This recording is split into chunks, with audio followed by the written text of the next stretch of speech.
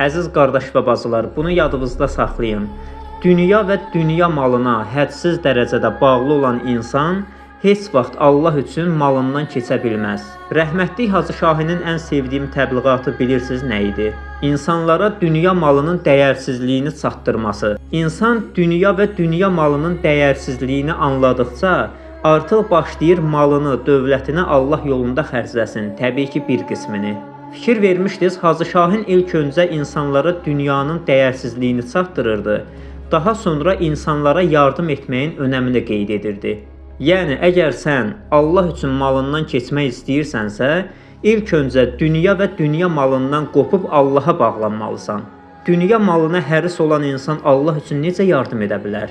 Və bütün bunlar yalnız dindarlara məxsus olan məsələlər deyil. Məsələn, bizim ehsan qrupumuzdakı ehsan edən qardaş bacıların əksəriyyəti qeyri-din əhlidir. Yəni, dindar deyirlər, namaz qılan deyirlər.